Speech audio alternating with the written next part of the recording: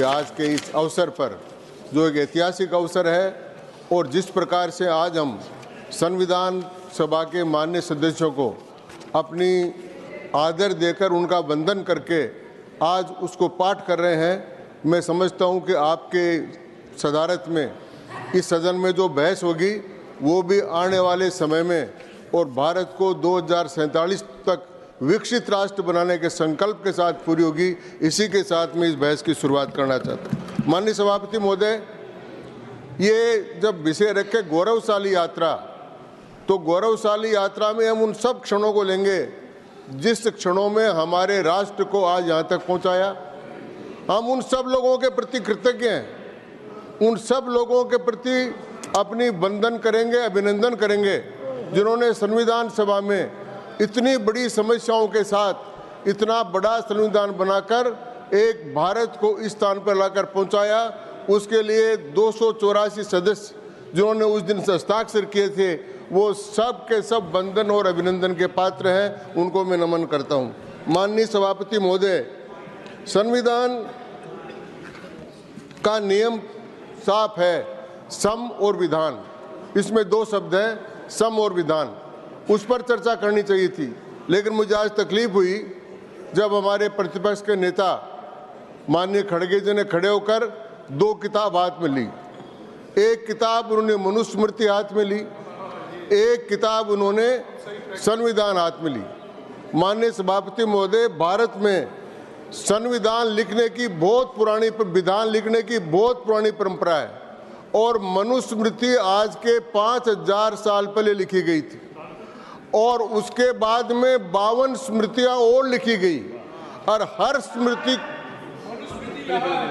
हाँ वो आपने छपाई है, तो वो 100 साल बाद में हर स्मृति को बदल देते थे। तो जो आज के 4800 वर्ष पहले जो कानून बदल गया, उस कानून को आज लेकर खड़े हैं। इसको मान रहे हो कि इसको मान रहे हो? भाई ये कानून, मनुस्मृति कोई धार्मिक ग्रंथ नहीं है, मनुस्मृति कोई शास्त्र भी नहीं है। मनुस्मृति, हमारे यहाँ 52 स्मृतियां लिखी गई। अगर आज वो खड़े होकर ये पूछ लेते कि भाई याज्ञवल्क्य स्मृति के बारे में आपको क्या विचार है, तो प्रासंगिक होता, क्योंकि आज के दिन मिताक्षरा और दाई भाग याज्ञवल्क्य स्मृति के हिसाब से है।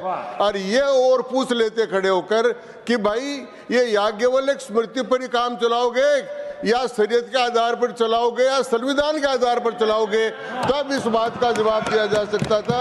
मैं समझता हूं कि सबसे पहले तो उनको ये समझ लेना चाहिए। फिर माननीय सभापति महोदय, मनुस्मृति लिखी गई 4800 वर्ष पहले, और उसका घनश्याम तिवारी से, भारतीय जनता पार्टी से क्या लेने देना है? एक बात, और वो हमारा धार्मिक ग्रंथ भी नहीं है, वो कोई शास्त्र भी नहीं है, तो बार बार लेकर मनुस्मृति।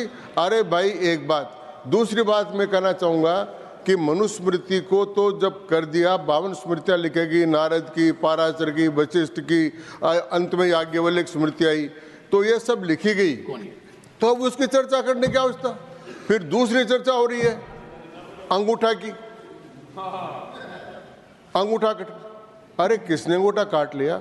महाभारत काल में द्रोणाचार्य हुए, और वो महाभारत काल में द्रोणाचार्य हुए गुरुग्राम अपने पास में ही, और उनका शिष्य था एकलव्य, और वो एकलव्य, ये भाषण में वो ही दे रहा हूं जो देना है मुझे, तो वो एकलव्य था और उसके कारण से एकलव्य महान हो गया। आज भारत सरकार ने एकलव्य के नाम से सैकड़ों स्कूल खोल दी।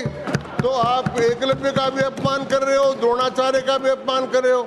और मनुस्मृति का एक वाक्य तो याद कर लो। हाँ, मनुस्मृति का एक वाक्य हमने याद रखा कि यत्र नार्यस्तु पूजन्ते रमनते तत्र देवता। इसलिए हमने पहला कानून यहाँ पर नारी शक्ति वंदन का लाया। इतना सा तो हिस्सा हमने मनुस्मृति का माना और दूसरा नहीं। अब सभापति महोदय, मैं कहना चाहूंगा कि ये we the people of India, हम भारत के लोग, जिस समय लोग कहा गया उसी समय हम स्वतंत्र हो गए, हम नागरिक हो गए। तो संविधान निर्माताओं को सबसे पहला धन्यवाद तो यह है कि उन्होंने हमको नागरिक बना दिया। अगर हम प्रजा थे पहले, प्रजा, सभापति महोदय आप तो सब जानते हैं, प्रजा सब्जेक्ट होता है, राजा होता है, प्रजा होती है। हम लोग हैं, हम गण हैं और हम नागरिक हैं। ये अधिकार हमको we the people of India, हम भारत के लोग को दिया। तो ये सबसे बड़ा काम संविधान निर्माताओं ने किया कि हमको नागरिक बना दिया। और नागरिक बनने के बाद में हमको जितने अधिकार दिए, जितने कर्तव्य दिए, वो सारे आपके सामने आए। अब जब ये संविधान स्वीकार किया गया, उस समय टी कृष्णमाचार्य जी का, कांग्रेस के सभी माननीय सदस्य इसको सुनेंगे, उन्होंने कहा कि आखिरी दिन दस्तखत हो रहे थे तो टी कृष्णमाचार्य जी ने वहाँ भाषण दिया, कांग्रेस के ही थे, कि ड्राफ्टिंग कमेटी के 7 मेंबर थे, एक विदेश चले गए थे, एक का देहांत हो गया था, 2 बीमार थे और एक ही रहते थे। अधिकांश काम डॉक्टर भीमराव अंबेडकर ने किया, ये टी कृष्णमाचार्य जी ने वहाँ स्टेटमेंट दिया। तो इसलिए हम आज इसको, अगर ये परंपरा गिनते हैं कि भारत में लिखित संविधान की परंपरा थी, तो मनुस्मृति तो आपको अच्छी नहीं लगती, तो वो तो चली गई, फिर याज्ञवल्क्य स्मृति, वो स्मृति हो गई, और हम इस संविधान को आज अंबेडकर स्मृति के नाम से पुकार सकते हैं। यह हमारी स्मृति है, यह अंबेडकर स्मृति है। तो मैं सभापति महोदय, इस संविधान में उन्होंने कहा कि संविधान ने क्या किया। इस संविधान में आपने, संविधान ने अब्दुल कलाम जी को यहाँ का राष्ट्रपति बनाया। इस संविधान ने रामनाथ जी को भी अनुसूचित जाति का राष्ट्रपति बनाया। इस संविधान ने द्रौपदी मुर्मू जी को भारत का राष्ट्रपति बनाया। इस संविधान ने जगदीप धनखड़ जी को भारत का उपराष्ट्रपति बनाया। और इस संविधान ने नरेंद्र मोदी जी, चाय बेचने वाले को, भारत का प्रधानमंत्री बनाया। लेकिन ये सब बनाने के लिए कांग्रेस पार्टी काम नहीं कर सकती। इसके लिए अटल बिहारी वाजपेयी और नरेंद्र मोदी जैसा नेता चाहिए जो ये काम कर सके। ये संविधान ने किया। अध्यक्ष महोदय, संविधान बनाते समय एक टीस संविधान निर्माताओं को रह गई। वो टीस ये थी कि इंडिया दैट इज भारत। उस पर, इस नाम पर बहुत बड़ी बहस हुई। उस बहस में कांग्रेस के प्रमुख नेता के मुंशी जी, HV कामत जी, राव साहब, अपने ब्रजर्षि टंडन, बहुत से लोगों ने भाग लिया, और डॉक्टर एस राधाकृष्णन, और सब लोगों की एक राय थी कि भारत नाम होना, India that is Bharat, Bharat नाम होना। उनको भारत नाम रखने के पीछे जो तर्क दिए, मैं मेरे तर्क नहीं कह रहा हूं, मैं उन्हीं के तर्क बोल रहा हूं। उन्होंने कहा भारत का नाम लेने का मतलब क्या होता है। भारत का नाम लेंगे तो हमको ये पता लगेगा कि ये गणराज्य नया नहीं बना रहे हैं। यहाँ लिच्छवी गणराज्य रहा है, यहाँ शाक्य वंश का गणराज्य रहा है, या मल्लों के गणराज्य रहे हैं। और डॉक्टर राधाकृष्णन ने ऐसे कहा कि जब उत्तर के कुछ व्यापारी संविधान स्वयं बुलाओ ने दक्षिण में गए तो उनको पूछा आपके राजा का नाम क्या है, तो उन्होंने कहा आधे गणाधि नाम, आधे राजाधि नाम, आधे राज्य के अधीन है और आधे गणों के अधीन है। तो भारत का नाम अगर आता तो ये गणराज्य जो आज भारत है वो हमारे केवल संविधान कारण से तो है ही, लेकिन हमारी जो मूलभूत परंपराएं हैं उनका प्रतिनिधित्व करता है। और वो नाम अगर आता तो के मुंशी ने कहा है कि उस समय हमको ध्यान आता कि ये भारत कोई 1947 संविधान के बाद नहीं बन रहा है, ये भारत प्राचीन राष्ट्र। और राम का नाम आता, भारत का नाम आता तो ये आता कि राम ने जब लंका जीती और लक्ष्मण ने कहा कि ये स्वर्ण सोने की लंका है साहब, राम जी सोने की लंका छोड़कर अयोध्या क्यों चल रहे हो। तो राम जी ने कहा अपि स्वर्णमयी लंका न में लक्ष्मण रोचते जननी जन्मभूमिश्च स्वर्गादपि गरीयसी। हे लक्ष्मण, तो वो राम की भावना उसमें आती। अगर भारत नाम देते तो महान बुद्ध की बात उसमें आती कि जिसके लिए महर्षि अरविंद ने लिखा है कि इस पृथ्वी पर जितने लोगों ने जन्म लिया है मनुष्य के रूप में, सबसे ताकतवर कोई व्यक्ति है तो वो भगवान बुद्ध के रूप में प्रकट हुआ है, उनका नाम होता है। अध्यक्ष महोदय, अगर भारत आता तो विवेकानंद जी के उपनिषदों का वो वाक्य लोगों को ध्यान आता, उत्तिष्ठत जागृत प्राप्य वरानि बोधत, उठो जागो और 2047 तक भारत को विकसित राष्ट्र बनाने तक रुको मत, ये आता उसमें। तो वो सारा, फिर भी मैं माननीय नरेंद्र मोदी जी को धन्यवाद दूं कि ये जो भारत की जो कमी रह गई थी, इस थोड़ी बहुत जो कमी रही उस कमी को पूर्ति कर दी। वो कैसे की? ये जो नया भारत का संसद भवन बना है, इसमें जो गैलरीज बनी है, इसमें जो चित्र बने हैं, इसमें अब युगे युगे न भारत है, युग युग में भारत कैसा था वो इस संसद में बना है, और वो कमी नरेंद्र मोदी जी ने पूरी कर दी। तो ये सब भारत का काम। सभापति महोदय, यहाँ पर 2-3 बड़ी चर्चा हुई। मैं आपसे निवेदन करना चाहूँगा कि मैं आपके गांव का ही मैं भुक्तभोगी हूँ। मैं झुंझुनू गया था। झुंझुनू में जो मेरे साथ घटना हुई आपातकाल में, वो सारी दुनिया को पता है। 25 जून 1975 दिल्ली के रामलीला मैदान में लोकनायक जयप्रकाश नारायण की बहुत बड़ी सभा थी। उस सभा में मैं भी था, उसमें आपके पिताजी कर्पूरी ठाकुर जी भी थे, सारे लोग दिल्ली की सभा में थे, अटल बिहारी वाजपेयी थे, सब थे। और लोकनायक जयप्रकाश नारायण ने आह्वान किया कि चूंकि इंदिरा गांधी जी के खिलाफ इलाहाबाद हाईकोर्ट का फैसला आ गया और सुप्रीम कोर्ट ने उनको स्टे नहीं दिया, इसलिए वो सरकार अनधिकृत सरकार है, अनधिकृत सरकार के आदेशों को नहीं माने। ये जयप्रकाश जी की सभा मैंने देखी, और मैंने देखा ये कि जब ये काम शुरू हुआ तो सबसे पहले गुजरात से शुरू, भ्रष्टाचार के खिलाफ, और इतना बड़ा आंदोलन हुआ कि इंदिरा जी प्रधानमंत्री रहते हुए अपने मुख्यमंत्री को भ्रष्टाचार के कारण से राष्ट्रपति शासन लागू करके उठाना पड़ा। यह नवनिर्माण आंदोलन था। वैसा आंदोलन बिहार में चला, और जयप्रकाश जी के साथ हजारों छात्र पटना में प्रवेश करना चाहते, लेकिन चारों तरफ बड़े से बांध दिया। और जयप्रकाश बाबू जब पटना में घुसने लगे तो उनके लाठियां लगी। नानाजी देशमुख उनके ऊपर हो गए और उनको बचाया। उस समय राष्ट्र कवि रामधारी सिंह दिनकर, वो चेन्नई में थे। चेन्नई से उसने कहा था, समर शेष है नहीं पाप का भागी केवल ब्याज, जो तटस्थ है समय लिखेगा उसका भी अपराध। और उसके कारण से सारे देश भर में युवा जेपी मूवमेंट में संपूर्ण क्रांति में लग गए। और जब लगे, इलाहाबाद हाईकोर्ट का फैसला हुआ। फैसले के बाद में अपील, जस्टिस अय्यर जो अपने, आप तो जानते हैं, वामपंथी विचारों के लिए प्रसिद्ध थे, उनसे स्टे मिलने की उम्मीद थी, और आमतौर पर स्टे मिलता है। लेकिन उन्होंने देखा कि साफ साफ प्रधानमंत्री कार्यालय में काम करने वाला आदमी वहां पर एजेंट था, तो उन्होंने स्टे देने से मना कर दिया। उसके बाद में रात को 12 बजे 25 तारीख को इमरजेंसी लगाई फखरुद्दीन अली अहमद जी ने।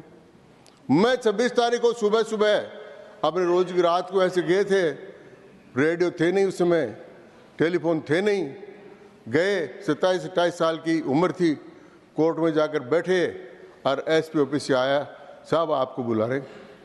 भाई मेरी क्या गलती हो गई, पकड़ कर ले गए। अच्छा यह बात सभापति महोदय कि मुझे DIR में गिरफ्तार किया, मीसा में नहीं किया। और मुझे उसकी स्थिति बता रहा हूं उस समय की। एक घटना तो वहां सारी दुनिया को याद है कि जब इमरजेंसी लग गई, उस वक्त माननीय हरदेव जी जोशी मुख्यमंत्री थे राजस्थान। तो एक दिन सुबह से उन्होंने देखा कि बहुत पुलिस चारों तरफ हो रही है, तो अपने घर के पीछे से दीवार फांद कर भाग गए। उन्होंने देखा मुझे गिरफ्तार करने आ गए। यानी कांग्रेस का मुख्यमंत्री ये देखने लगा कि मुझे गिरफ्तार करने के लिए आ गए, ये स्थिति उसमें बन गई थी। और एक घटना मेरे साथ घटी, जब मैं सेंट्रल सेल से जयपुर से स्पीकर आ रहा था तो एक साधु महाराज बैठे थे। हमने देखा रेलवे स्टेशन पर कि चलो इस डिब्बे में चलो, उनको प्रणाम कर लेते हैं। हम तो घुसे, जो हम घुसे तो प्लेटफार्म से घुसे, उस साइड में प्लेटफार्म भी नहीं था। डर इतना था कि इनसे बात कर ली तो मैं पकड़ा जाऊंगा, तो साधु महाराज भी उधर कूद कर चले गए, उनको भी था भय था। हम कोर्ट में जाते, नारा लगाते न्यायपालिका अमर रहे, और सारे वकील बककर चले जाते, हम अकेले ही रहते। तो हम अकेले गए और मेरा सौभाग्य रहा कि मैंने बहस की, DIR मुझे पकड़ा था। अब मेरा पहला केस था भारतवर्ष में जिसमें मैं डिस्चार्ज कर दिया गया था।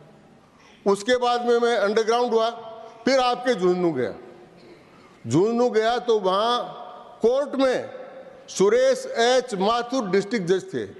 उस कोर्ट में मैं बात कर रहा था, कोर्ट में मुझे DSP ने और कोर्ट वाले ने आकर उनके सामने से पकड़कर घसीटते हुए ले गए और मुझे पीटा इतना कि मारकर मरा हुआ मुझे रेल में डालकर चले गए। और भारत मैं अकेला नहीं, ये राजेंद्र गहलोत बैठे 1.5 घंटे तक बिजली करंट लगाए थे। वो कह रहे थे हम इन बातों की चर्चा मत करो, वो चर्चा है वहाँ। और उसके बाद में मीसा के वारंट आ गए, वो और झुंझुनू के अंदर जो पिटाई हुई, ये मैं प्रमाण लेकर आया हूँ। मैं पढ़ना नहीं चाहता। राजस्थान विधानसभा में ये अंकित है केवल एक घटना जिसमें गुमान मलजी, मैं करूँगा, गुमान मलजी लोढ़ा जो आज में जज होकर हाईकोर्ट के जज होकर रिटायर, चीफ जस्टिस रिटायर थे, उन्होंने बोला कि एक घनश्याम तिवारी नाम का वकील वहाँ गया था, उसके साथ इस प्रकार की घटना हुई। उन्होंने अपनी किताब में भी लिखा। उसके बाद बोलने के बाद बाहर निकलते उनको भी मीसा में गिरफ्तार करके बंद कर दिया, तो यह भी कर दिया। तो उस समय कोर्टों की हालत ऐसी कर दी थी कि कोर्ट के सामने कोई बहस नहीं कर सकता। वकीलों की हालत ये कर दी थी कि वकील साथ खड़े होने के लिए तैयार नहीं थे। साधुओं की हालत ये हो गई थी कि वो प्रणाम लेने के स्वीकार नहीं थे। तो भारत में जो इस काल कोठरी उस समय इमरजेंसी बनाई, इस गौरवमयी विकास यात्रा में संविधान की में अगर कोई काला टीका है तो वो 1975 का आपातकाल है। सभापति महोदय, आप जानते कि उसके बाद संशोधन किया 39, उसमें यह कर दिया कि भारत का राष्ट्रपति, भारत का उपराष्ट्रपति, भारत का लोकसभा का अध्यक्ष और प्रधानमंत्री, इन सब के खिलाफ कोई भी कोर्ट, न्यायालय में या किसी में भी घपला हुआ हो, बेईमानी हुआ हो, उसको सुन ही नहीं सकते। और वो भी किया रिट्रोस्पेक्टिव फैक्ट से। यह पहला कानून था संविधान संशोधन, क्योंकि इंदिरा जी का जो चुनाव था उसको अवैध को वैध करना था, इसलिए उसको रिट्रोस्पेक्टिव इफेक्ट से लागू किया। और उसके 2 उदाहरण और देना चाहता हूं। एक केस जिसके भी सब लोगों ने चर्चा की, केशवानंद भारती, आप उसे शायद सहमत नहीं हैं, लेकिन वो केस था एक के जजमेंट से हुआ। वो केस होने के बाद में उसमें जो 3 जज थे, अभी बात करते थे संवैधानिक संस्थाओं का आपने क्षरण कर दिया, संवैधानिक संस्थाओं के वो कम कर दिया। 3 जज थे, सेलेट, ग्रोवर और हेगड़े। ये तीनों वरिष्ठता में ऊपर थे। इनको क्योंकि इन्होंने मूल ढांचे के पक्ष में लिखा था और जो मूल ढांचे के खिलाफ लिखा था, AN रे, इन 3 को सुपरसीड कर उनको भारत का चीफ जस्टिस बना दिया गया था। ये न्यायपालिका के साथ किया। इसके अलावा एक और घटना हुई, एक दिल्ली का एक कोई केस, ADM जबलपुर का केस, जिसमें 4 जजों ने सुना। सुनने वाले 4 जज थे। उन्होंने सुना कि भाई किसी आदमी को पकड़ कर ले जाए तो उसकी प्राण की रक्षा के लिए वो कोर्ट में जा सकता नहीं जा सकता, हेबियस कॉर्पस के बारे में उसको अधिकार है कि नहीं।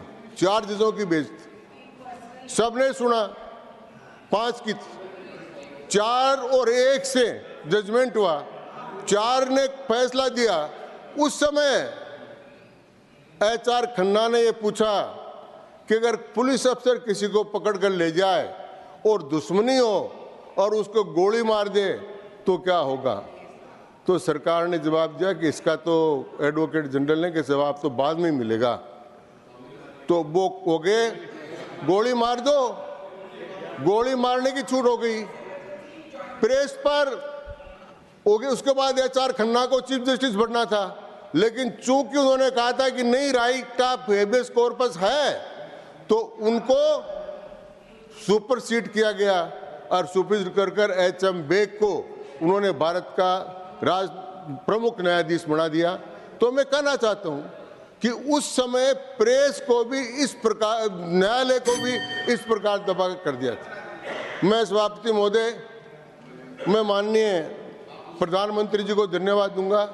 कर दे ये संशोधन आप सब जानते हैं, शेड्यूल कास्ट का, शेड्यूल ट्राइब का, OBC के अटल बिहारी जी वाजपेयी ने संविधान संशोधन किया, प्रमोशन में आरक्षण शेड्यूल कास्ट का उसको करने के लिए।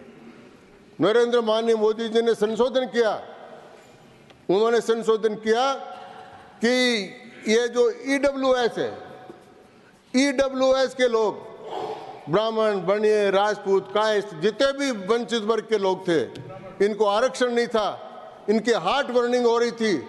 इन सारे लोगों को इस आधार पर कि जस्टिस का है, justice socially, economically, political justice जिस दिन हो गई, जिस दिन लोकसभा विधानसभा में आरक्षण कर दिया, और सामाजिक उस दिन हो गई जिस दिन OBC को आरक्षण कर दिया, और इकोनॉमिक जस्टिस उस दिन हो गई जिस दिन EWS का संशोधन कर उनको रिजर्वेशन दिया गया। तो ये काम उन्होंने किया।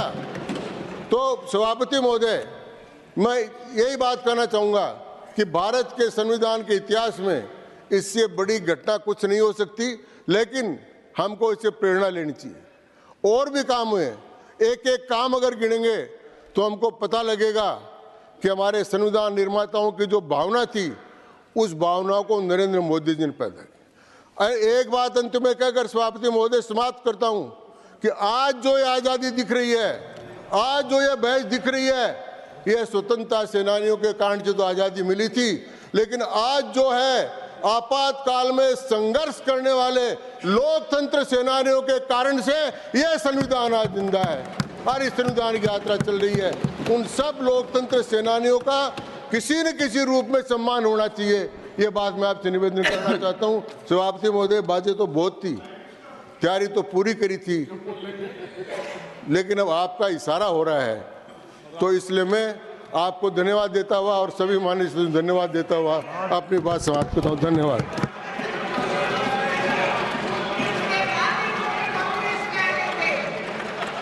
वो एक बात कही गई है, एक बात